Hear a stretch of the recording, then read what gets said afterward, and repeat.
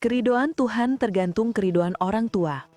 Umar bin Al-As berkata, Rasulullah bersabda, keridoan Tuhan tergantung keridoan orang tua, dan kemurkaan Tuhan tergantung keridoan orang tua. Dosa orang soleh akibat durhaka. Malik bin Dinar berkata, aku pergi haji ke Baitullah dan menyelesaikan seluruh manasiknya. Malam harinya aku tidur, seolah ada yang berseru, wahai Malik, sampaikan berita gembira kepada penduduk Al-Rakim, bahwa mereka diampuni oleh Allah, kecuali Abdurrahman bin Muhammad Al-Balki. Malik berkata, aku terbangun ketakutan, kemudian aku tanyakan perihal itu. Seseorang mengatakan, dia itu orang paling berilmu, paling zuhud, paling terkenal suka beribadah, rajin membaca Al-Quran, menyantuni anak yatim, dan melaksanakan haji setiap tahun. Setelah itu, aku mendatanginya. Ternyata, dia seorang pemuda yang kurus kering, wajahnya pucat, tubuhnya dibalut selimut wol, yang jika engkau mengenakannya, niscaya akan terluka. Setibanya di sana, aku menguluk salam dan ia membalasnya. Ia berkata, siapakah engkau? Kujawab, seseorang dari Basroh. Tiba-tiba kedua matanya berkaca-kaca, lalu menangis, hingga ia jatuh pingsan. Setelah siuman, ia berkata, adakah engkau ahli zuhud dari Basrah, Malik bin Dinar, yang akan memberitahuku kemurkaan Allah? Aku katakan, aku mendapatkan wahyu setelah Rasulullah. Ia berkata, wahai Malik, aku ini minum khamar di malam pertama bulan Ramadan. Aku pun mabuk. Ayahku mencari-cariku. Seseorang memberitahunya, dia minum khamar. Lantas ayahku menemuiku sembari marah-marah dan membentakku. Entah mengapa aku menamparnya. Sembari menangis ia berkata, Allah tidak akan meridhoimu, wahai Abdurrahman.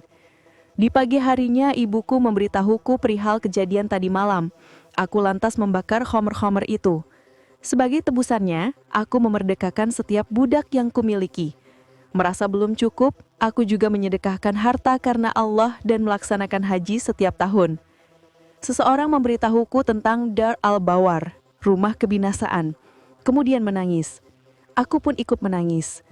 Ia berkata kepadaku, wahai Kisanak, andai kata ayahmu masih hidup, engkau masih beruntung. Namun jika ayahmu sudah meninggal, sungguh engkau teramat celaka berkepanjangan. Ia berkata kepada Malik, alhamdulillah ia masih hidup, itu di tenda yang putih itu.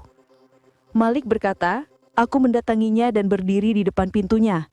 Ternyata dia sudah sangat tua, wajahnya pucat, tubuhnya ringkih. Namun demikian menebar aroma wangi. Ia sedang membaca mushaf di hadapannya, suaranya terdengar menyedihkan. Aku menguluk salam, ia berdiri menghampiriku dan memelukku. Ia berkata kepadaku, selamat datang wahai Malik. Aku bertanya-tanya, bagaimana kamu bisa mengenaliku? Ia berkata, tadi malam aku memohon kepada Tuhanku untuk mempertemukanmu denganku. Maka begitu melihatmu, aku langsung dapat mengenalimu. Apakah engkau ada keperluan? Aku menjawab, iya. Ia berkata, katakanlah. Aku katakan, perumpamaan dirimu ini seperti sedang di persidangan hari kiamat. Pikiranmu kacau. Tiba-tiba seorang pemuda dengan wajah pucat pasi dan tubuh ceking diambil oleh malaikat lalu diperintahkan untuk dijebloskan ke dalam neraka. Malik berkata, laki-laki tua itu menangis sejadi-jadinya.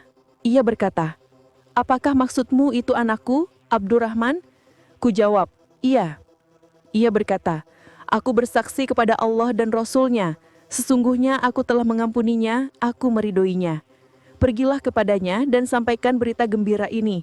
Beritahu dia aku akan datang kepadanya. Aku pun datang dan memberitahunya. Mendengar itu pemuda tersebut senang bukan kepalang hingga ia jatuh pingsan. Tidak lama berselang ayahnya datang dan berkata, wahai kekasihku, anakku dan pelipur hatiku, Abdurrahman, Allah tidak akan menyiksamu atas perlakuanmu di masa lalu terhadapku. Abdurrahman masih pingsan.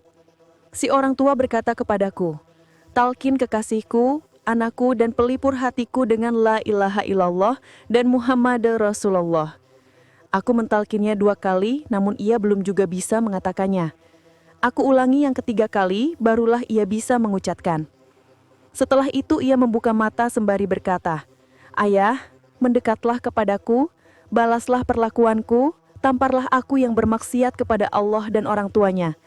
Sang ayah bangun dan berkata, "Wahai anakku, Allah telah melihatmu, Dia telah meridhoimu dan mengampunimu, aku pun meridhoimu." Malik berkata, "Wahai kekasihku, mengapa engkau tidak juga bersyahadat ketika kubimbing hingga 2 kali?" Ia menjawab, "Sesungguhnya di dekat kepalaku ada salah satu malaikat yang mengeksekusi azab. Tangannya memegang pentungan dari api. Begitu aku ingin mengatakannya, dia melarangku, hingga kemudian datang salah satu malaikat rahmat yang di tangannya membawa sehelai kain dari sutra hijau.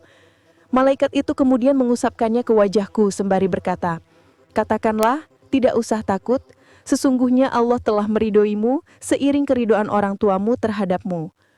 Malik berkata, sang ibu dan saudaranya mendengar perihal itu, mereka kemudian datang, disusul banyak orang. Mereka berdua berkata, "Menyingkirlah, biarkan kami melihat Abdurrahman sebelum ia meninggal dunia." Mereka berdua masuk. Melihat mereka, Abdurrahman jatuh pingsan, kemudian meninggal dunia. Sang ibu menangisinya. Saat itu hampir setiap orang menangis. Belum pernah aku melihat pemandangan semacam itu untuk kedua kalinya. Semoga Allah merahmati mereka semua.